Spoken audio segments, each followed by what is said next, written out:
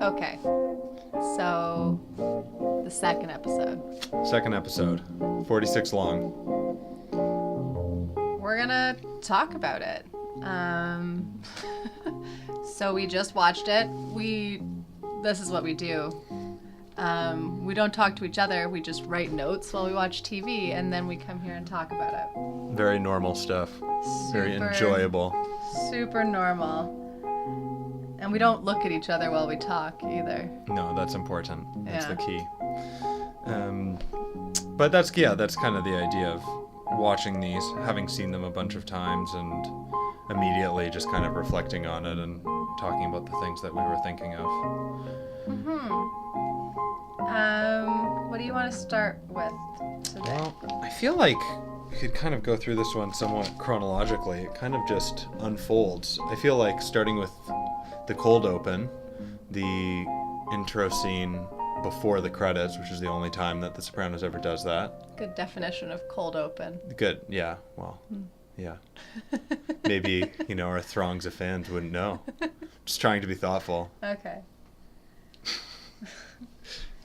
Yeah, no, it starts off there, with the show. They're talking about John Gotti. They're interviewing this former, kind of low-level soldier, right? And while all this is going on, while this interview is going on about kind of like the golden era of the mob, you see our guys, just hanging out, bunches of money being dumped on the table. Yeah. I think it's great too, like immediately in that scene, what goes into establishing the characters and their relationships, just subtle things. So again, starting off, you have Tony, Silvio, Paulie sitting around that main table counting the money. Again, Chris is kind of off to the side, similar to the scene that we had at Satriali's in the pilot episode. It really does establish him as not a key part of that crew or that inner group. And then also when we have Big Pussy walk in, coming through, walking to the main table, we see that he is one of these main players. He's of the same generation. He's really a peer. But then at the same time, he ends up walking past after he gives them money, and he's actually reading a book, which obviously separates him from the activity of his peers. But it especially... What's the book?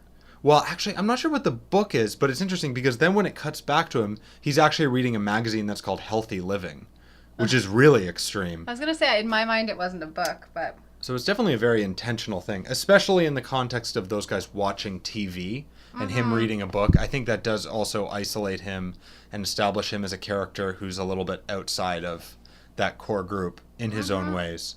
And that even plays back in this episode where Tony's kind of assigning him grunt work of tracking down the Saturn, and I'm going to try to not like ruin things that come later on in the show in case, I don't know, but, well, anyway, I think it is establishing Pussy as a character who is outside of that group in his own way, even though he's obviously more aligned with them than Chris is at this point. Yeah, no, and it does kind of tie back into some of that generational stuff. Like you did say that Pussy was part of the same generation, but Chris is clearly not. Chris is definitely part of this new kind of gangbanger generation that we see throughout that episode. I don't know, and I always thought because Paulie's kind of an older generation. Paulie's not, and Silvio even. They're a little bit older. They're and we start to have some more of their stories unveiled as the time goes on, but they're older than Pussy and Tony. It's true. Yeah. And Pussy's not made yet at this point. Yeah. So it kind of even within that group, there's a lot of different generations, if you want to call it that. Right. Paulie's I guess maybe the oldest of them there. Right. Yeah. I mean, he's almost a remnant of the generation of Tony's parents, I guess. He would have been more active during that time than the others were. Yeah, I'm not sure about Silvio, to be honest, at this moment, but... Yeah, they are definitely representing different generations, and it's interesting in the context of what they're watching, because they're talking about specifically the lack of ethics and following of a code of the newer generations and how Yeah. that's led to the downfall of the mob. Well, they talk about, the situation today in the mob. There's confusion, there's disregard for the rules that served the old guard so well. And that's when Sylvia says, if the shoe fits. I think Tony says if the shoe fits. Tony says if the shoe fits, sorry. Which, I think kind of leads into, do you want to talk about the title? It kind of takes us to the end, but I think it's important. It is. Yeah. So 46 long, right? So there's two mentions of if the shoe fits. And then one of the things that we have going on later on in this episode is the truck full of suits.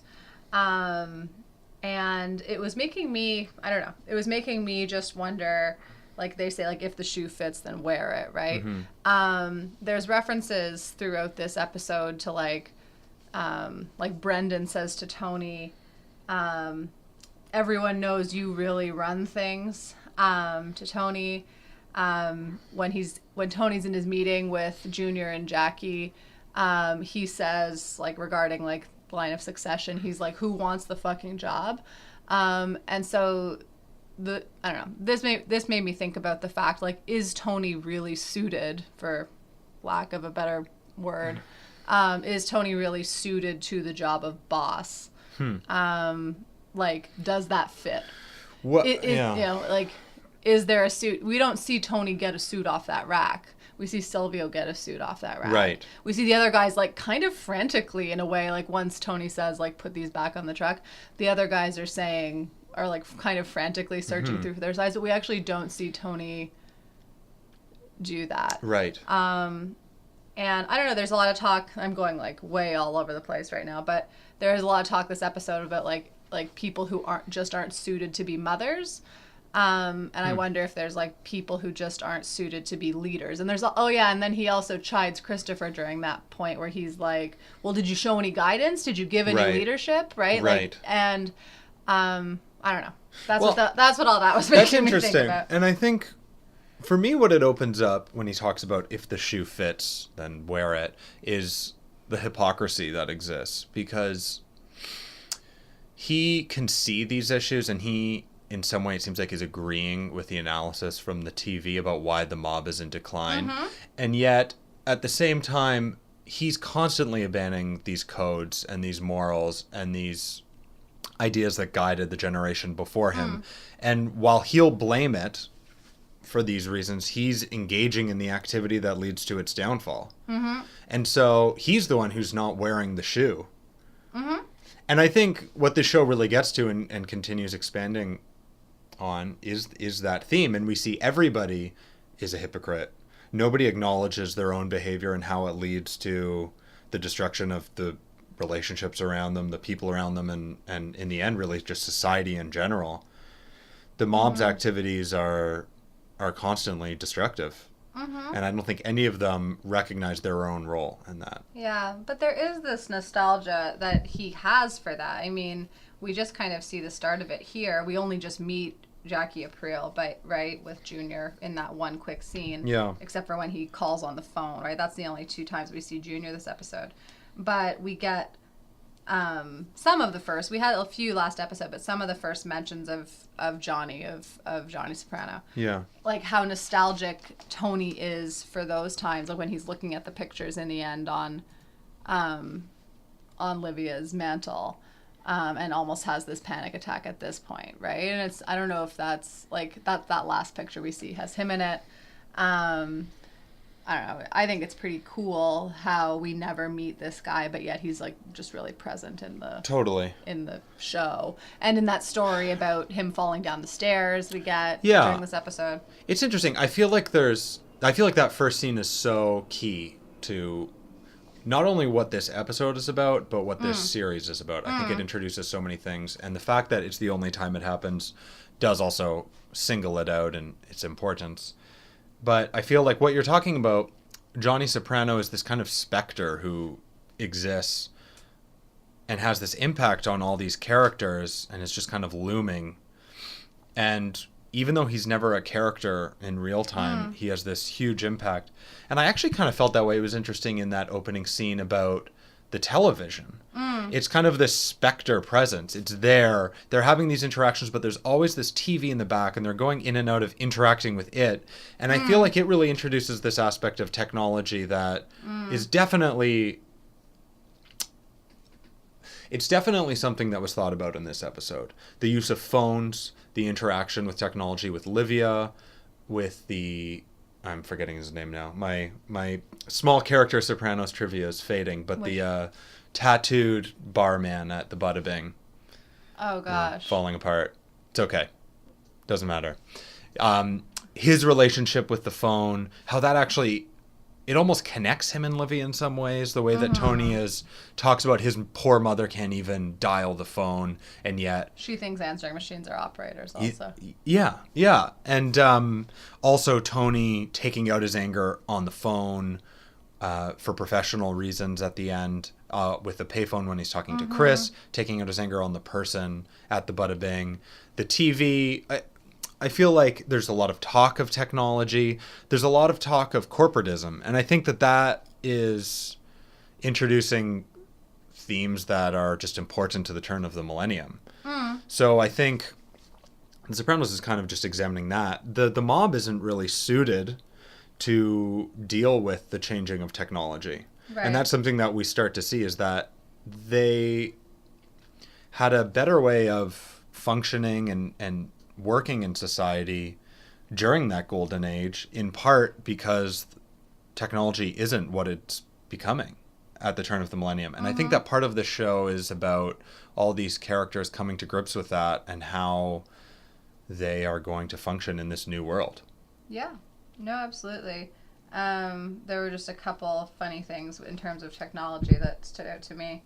Well, the DVD players, for sure, I thought were, obviously linked into that. But then kind of just, again, those generational gaps, right? So it's this, kind of throwaway line, but Brendan, when he's there, when they're talking about the DVD players, he's like, oh, I used to be an installer, right? Mm-hmm. So even for him, that's almost he's already, I don't know, different than that technology anyways. He's moved on to this, lucrative career as Brendan, and taking meth. But then the other thing I thought that was funny in terms of technology, and kind of seeing that younger generation, or maybe even a younger generation than Brendan and Christopher, for example, who, they talk about cell phones, talk about the DVDs, are AJ. And when Tony asks them, well, what are you getting in science? And he says a D+. Yeah. And I thought that was pretty funny also. Yeah. For me, that was actually an important scene too, because it was where they cut to that from. And for me, it was kind of reinforcing the idea of how the behavior of these characters has an impact from generation to generation.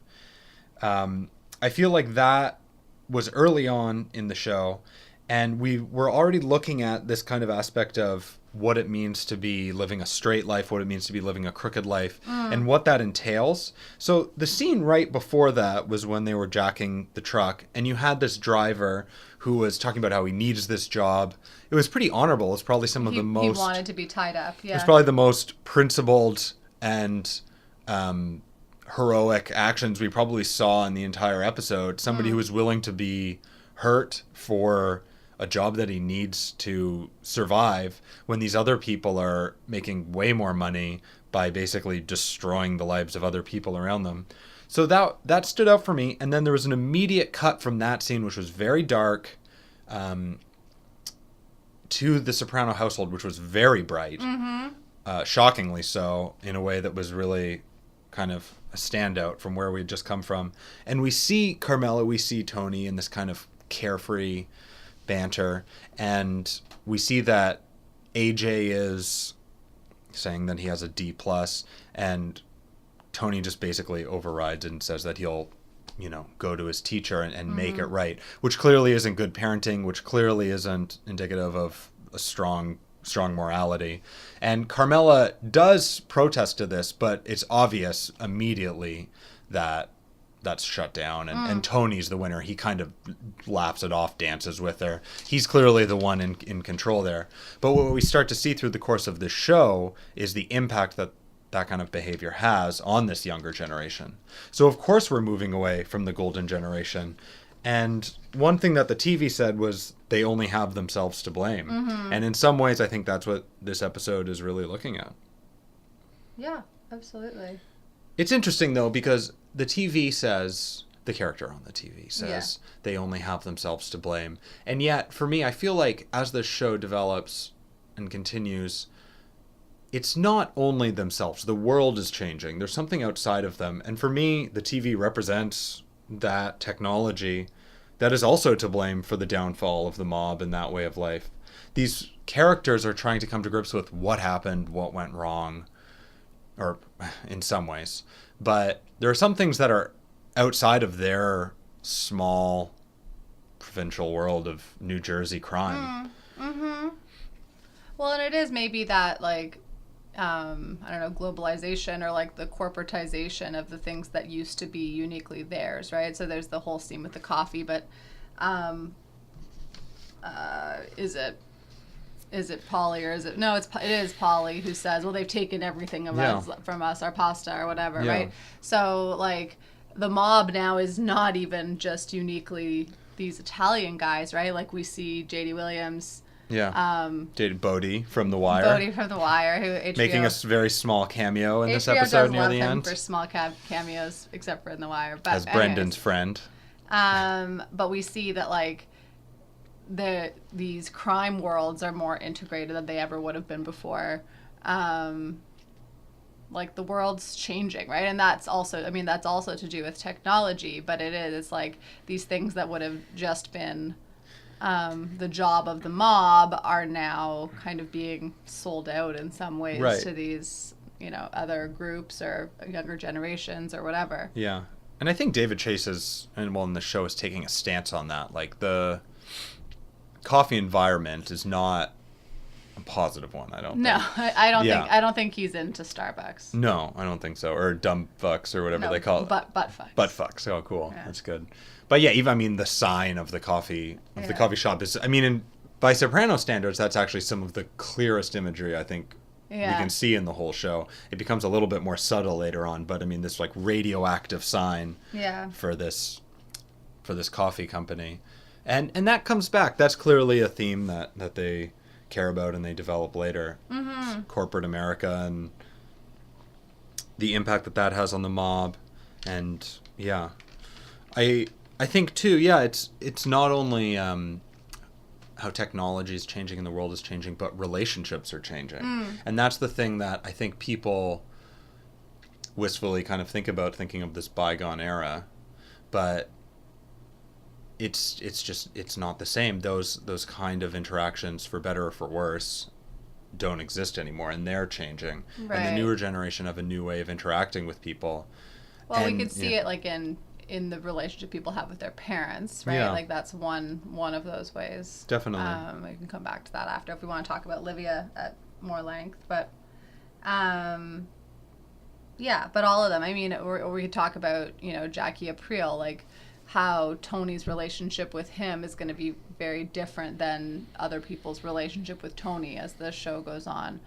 Of course. I thought that was fascinating too, because up until this point we've seen Tony as kind of the boss, and yet we find out that he's not. There's a higher level in the DeMeo crime family. We see Jackie, but immediately within seeing him, and he's introduced as a higher power within the organization, he talks about how he has no control over his bowels, and he's just a slave to this cancer, and we're just kind of seeing that everybody is and he's he's already only an acting boss still at this point. Like even Jackie's just an acting boss for right. Well, yeah, going into that. You maybe wanted to talk about like some of the colors that were going on. Well, I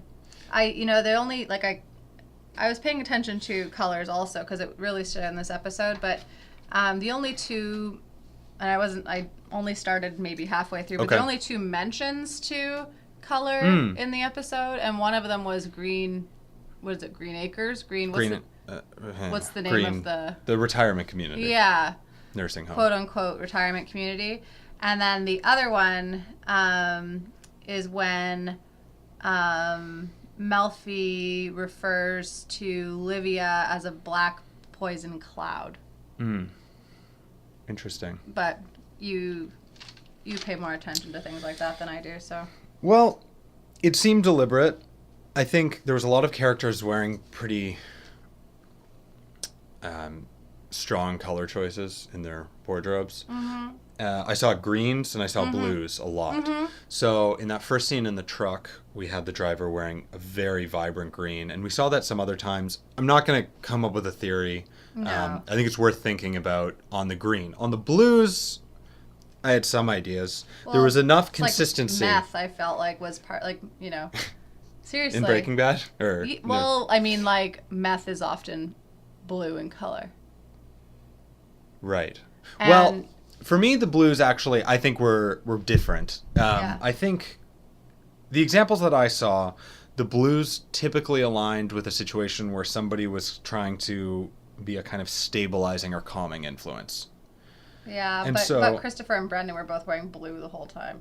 Yeah, as they tried to settle down Right. that issue. Right, And that's that's right. Christopher stepping in, and that's actually, I think that's a great example. Yeah. I think that's, and I actually hadn't thought of that, that's Christopher stepping in, trying to settle down the situation, take control, exhibit leadership as best as he knows, and make the best of this horrible situation. Yeah. And Brendan is just tagging along like a puppy, trying to survive this, basically. Mm-hmm. They're trying to, I think, represent themselves in a more professional manner than they actually are. Right. The other, I mean, I think there's a lot of examples. We had Tony dressed up, strong blue shirt, I think blue tie, when he's talking to Livia about where she's going to be going, about going to the retirement community. We have Dr. Melfi, blue blouse, Yeah. when after Tony goes to her, or while he's there in the therapy session near the end, and he's wrestling through these issues with his mother, and Melfi's trying to be this kind of calm, stabilizing force who's explaining the psychology of what's going on and helping him to wrestle with these issues and come to a positive outcome. We also had Carmela when she was trying to help Livia out. When they actually went to the retirement community, Was she? she had a blue shirt or blue bag, or maybe even both. Right. But I don't want to, like, we don't need to, like, come up with an explanation No. of it, But there was enough consistency enough there that I vibe. actually felt Yep. like there might be something Yep, going yep, on. yep. And there were strong choices too, like one color. No, definitely. And people I were saw wearing- that with yeah. green also. Like the scene, like I can't even really place Yeah. this scene, but there was one scene where Carmela and Tony come home. Maybe it is from dropping Livia off at the. Well, that doesn't make sense if Carmela's wearing blue. Anyways, they were both wearing these green outfits at one point. I was like, why are they both wearing all green? Right. Outfits, It seemed right? deliberate. Like it was pretty Yeah. strong. The use of color did seem like it was trying to communicate something. Yeah. Those were my thoughts. Okay. I wanted to talk a little bit more about Livia. Because I just really love that actor also. And I just think she's one of the key characters. Even again, like kind of like Johnny Soprano, like even once she's gone from the show, she's still such an important character. And so Yeah. for the time she's here, I like to focus on her. Again, kind of going back to what I was saying before, like who are, like, Melfi refers to her as, you know, says basically not everyone's an ideal candidate for parenthood. And she's definitely not, but I don't know if we see any good parents in this whole show. So I don't know, like, what our reference point is for her.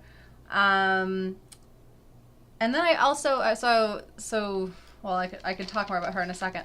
They also cut right from that scene, I believe. I should go back and check this, but I think they cut, or at least like it was quite directly following when Tony's in Melfi's office talking about that, talking about Livia and talking about her, you know, who are ideal candidates for parenthood. And then he's looking out the window for the ducks, and he's at home. And so I don't know if the ducks are somewhat related to parenthood or care for little things, if that makes any sense. Because I really, at least in my notes that I took, it came directly following each other. And he referred to that as really special. And now, of course, we know, like, ducks like stay with their mothers and follow their mothers, and then they kind of are like released into the world. I don't know if Tony has really ever been like released into the world. He still has a lot of guilt surrounding his mother, right? We don't even really know the true story. Like, who's telling the truth? Is it Carmela who says, I've told you and I've told Tony, Right. you're always welcome to come and live with us? And then Tony's like, it's my wife. Yeah. He says it twice. Like, Yeah. it's her who's not, I couldn't let her, Carmela wouldn't let her come and live with us because of her personality. He calls himself an ungrateful fuck because of that. But then she's this dark black poison cloud or whatever. Yeah.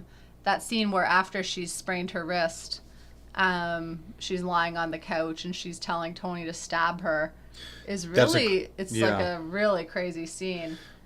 Yeah. So it's really interesting. I was thinking about that in the context of who are these people reporting to? And Livia really does seem to be the only person who can hurt Tony. Mm-hmm. He's this kind of powerful boss figure, and yet he's so weak against his mother. And when I was watching it this time, it's really interesting to see those scenes where Tony and Livia really go head to head. They're on opposite sides of an issue and they're kind of clashing. And Tony is this kind of boss-like figure who's typically resolving issues, or he's at least in control. And Livia's just she's outmatching Tony so strongly psychologically. Mm-hmm. She's so capable of pushing his buttons and directing the argument exactly where she wants it. Mm-hmm.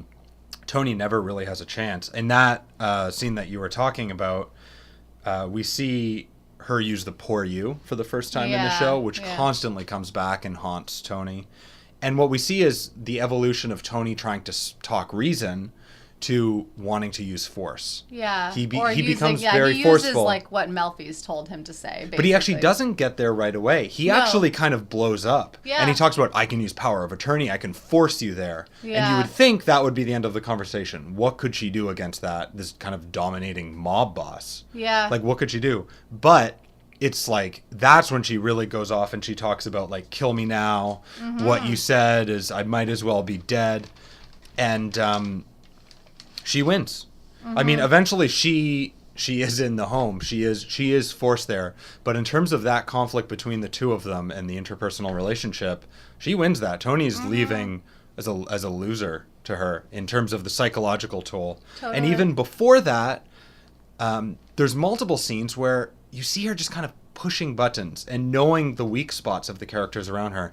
She talks about giving the jewelry to the cousin, and that's when Tony freaks out. Yeah. That's when he loses his cool. Yeah. And it seems very intentional by Livia. Before, when she's talking to Carmela, there's another example. She's I can't remember now, but she deliberately can kind of push things in a way that forces the other characters to kind of lose their cool and not have that composure when talking to her. Yeah. And I love that scene too, the way they film it. They have this kind of low angle shot going up on Livia to kind of make her seem more imposing. Mm-hmm. Yeah, even though she's lying on a couch. Yeah. I think she was sitting in a chair at that point, but you see her and it's this kind of dominating presence. And actually it was funny because from that scene they immediately edited to Pussy, and it was very high angle looking down on him in his office as he's, about to go on this dumb little adventure finding a Saturn. But I think power is a really important dynamic to look at in this show. For sure. And everyone has power and doesn't have power, like, at different times. It's not really cut and dry. No. But I just wanted to go back to Livia just for a second. And what did you think? So, like, at the end, the last scene in her house that we see for a bit, until Janice comes. But Tony's there, and that lamp that she mentioned in an earlier scene is sitting there on the table. There's very few things left in the house, right? There's like two coffee tables, that lamp, it's in the exact same place that it always was, and then these pictures that Tony's collecting.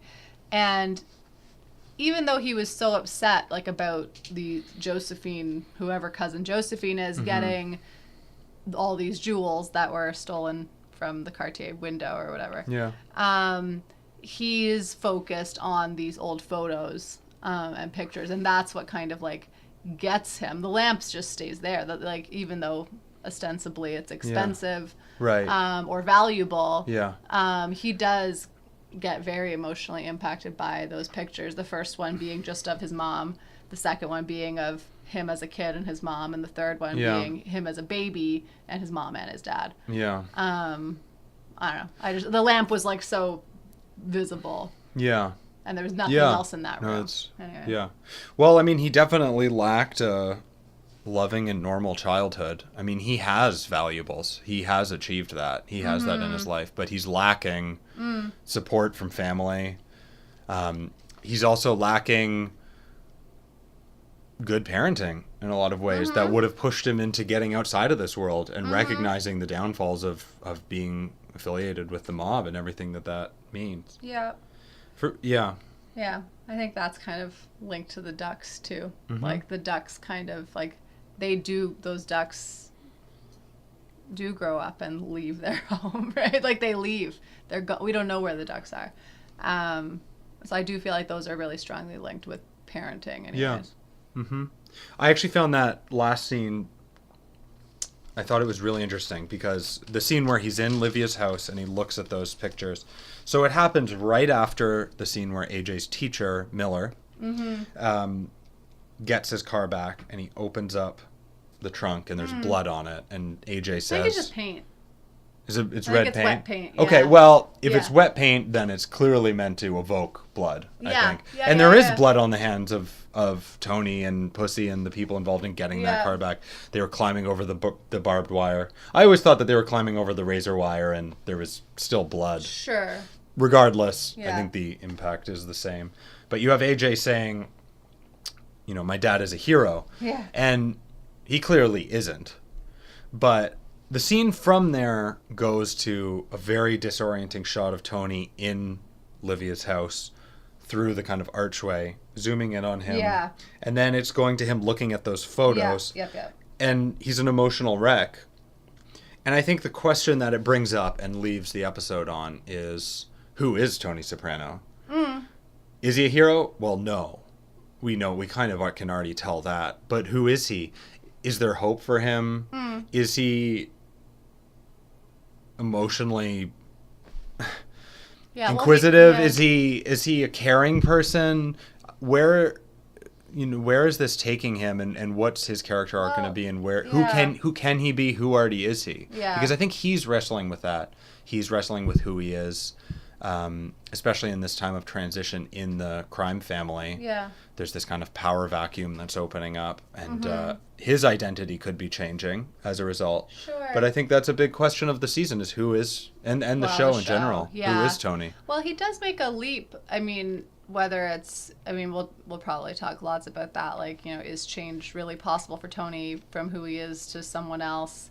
But there is a difference between him in the first episode and him in this episode, because when he only almost has that panic attack. Yeah. Right? And Melfi says, sad is good, unconscious is bad. Yeah. Or something like that, right? Like, so she talks about, like, you know, him feeling sadness and then tries to push him into understanding that he also feels anger, and like a lot of anger and hatred towards his mother even. Yeah. But at least he feels and, like, you know, acknowledges that there's a feeling associated, right? He clearly has feelings. Yeah.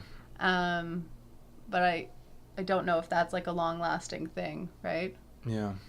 Or sad is good, unconscious isn't, or whatever it was. Yeah. Yeah.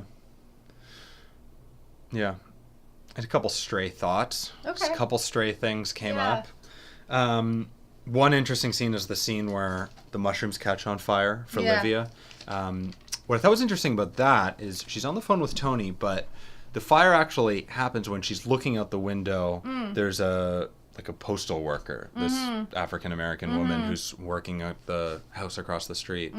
And she's distrustful of her the same way she's distrustful of the Trinidadian helper who comes into the house for strictly racial reasons. Right. But when she's watching that postal worker and judging her and assessing what she's doing, that's when the fire actually happens.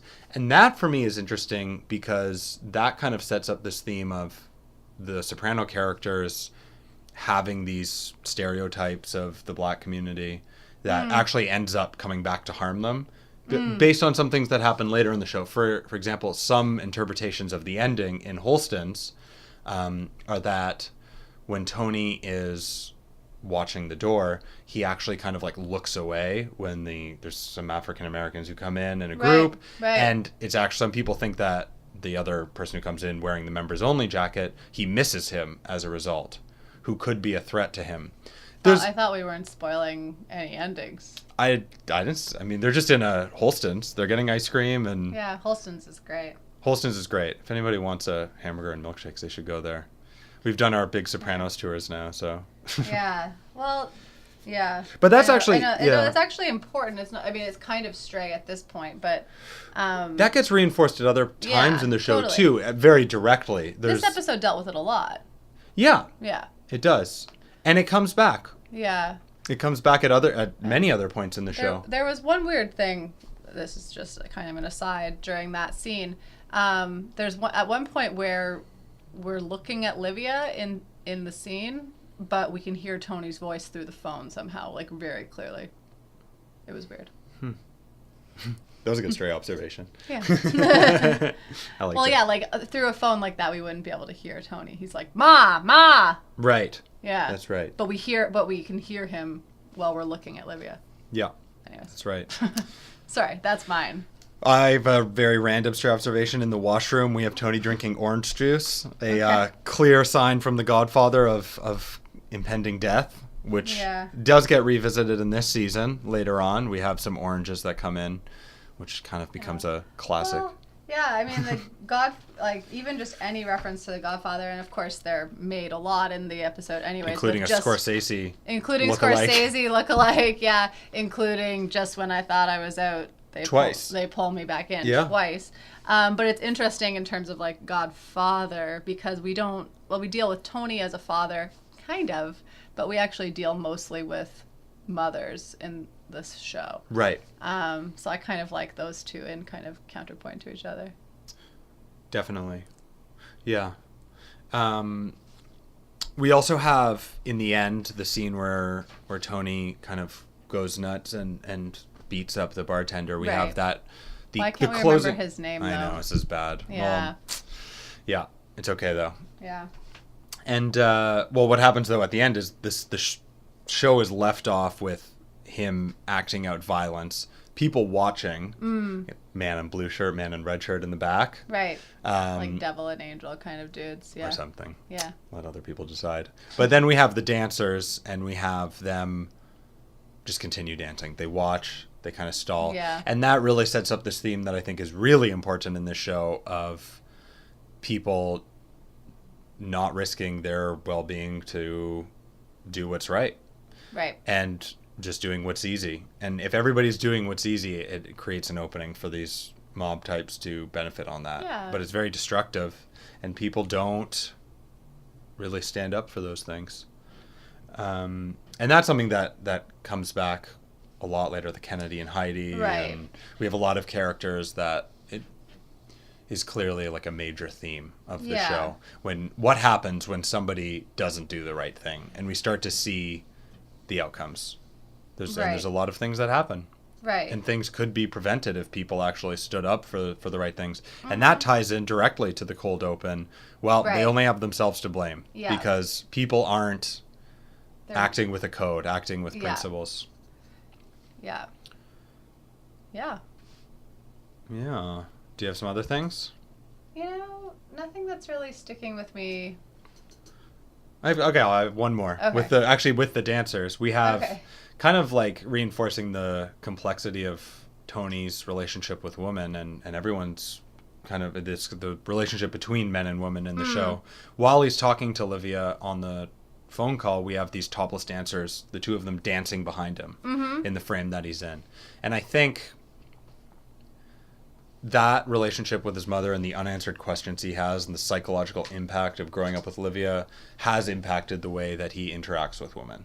Yeah. And I think that that's the same way that later characters like Ralph Cifaretto and other people also interact with women, especially in that context of being in the Bada Bing.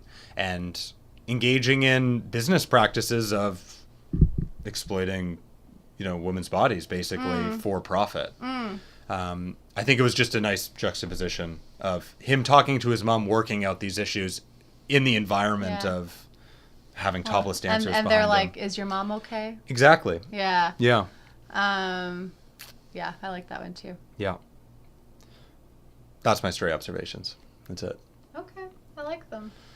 Well, but it's and I guess just to kind of wrap that thought up, like it is interesting when we see like what spaces are feminine or feminized spaces and what spaces are male or masculine spaces, right? So like Bada Bing is a place where a lot of violence and like man's club kind of things occur, right? Like Carmela never sets foot in the Bada Bing. no. Nor do any of the women that we know. We don't know the names of the dancers in the show, right? Like, so Right. And yeah. So, seeing those spaces versus their home or Livia's home, these are these kind of different environments. So that's, I think, important to pay attention to. And that's a contrast to the first episode too, that starts off in this disorienting feminized space of really feminized space of the very first shot is looking at Tony through the legs of a woman. Yeah. Which I have to, since we were watching Rashomon, the Kurosawa movie the other day, I feel like there is a reference there, which I hadn't picked up on when we watched it, but too bad you hadn't watched it. It's too bad. We talked about the first episode. Should have done it. Should have been watching Rashomon. Yeah. But there's a very similar scene where there's a shot going through the legs of a man actually framing in a way that was really reminiscent of that introductory shot. But framing a woman. Yeah. And also the fact that there was other things in that movie, like the use of the film directly into the sunlight, makes we're gonna have to just pay attention to it as it comes. We're gonna have to pay attention to it as it comes. But I think that David Chase is referencing that movie sometimes in terms of filmmaking. It does seem like an influential movie. He's like, what films is he not referencing, really? But that does seem like an important one. Yeah, well, we'll come to some. I'm sure we're gonna see Rashomon references again. Probably. I know for a fact coming up. I know we look at the sun in college and things like that. We definitely do. Right. But then, we also have him focusing on Westerns, and we also have him, and The Godfather and other mob movies, obviously. But that's an interesting one for the first shot. Yeah. Because it was a very similar composition. The frame was set up in the same way. Totally. And that is a very creative, unique shot. And I don't think that is a coincidence necessarily. Yeah. And I think that he's also constantly, that was a movie from 1950. I think it's interesting to think about the show's constantly referencing the golden age of mobsters, but it's also constantly looking back at the golden age of film and television. Right. And we're always referencing Goodfellas and these classic crime movies, these classic mob movies. And how does The Sopranos fit into that? Because it's, from the very beginning, it's so different.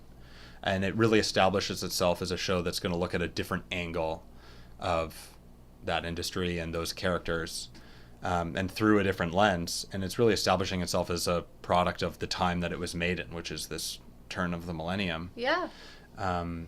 But it is referencing and looking back and reflecting on the golden age of where it comes from. Well, and different generations. Again, like it's a show about generations, and we're going to use references to different times to kind of give us information about those generations. Yeah.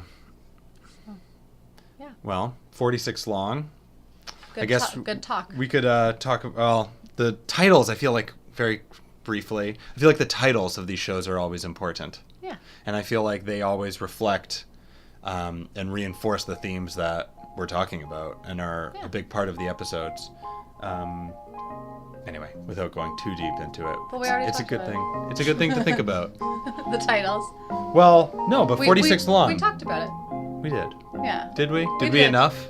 We did. We did. We talked about it enough. All right. Yeah. That's good. We've talked about everything enough. It's cool. Yeah. We're done. That's good. Good talk. Good talk. Thank you. And we'll see you for the next episode. Yeah. Episode 3.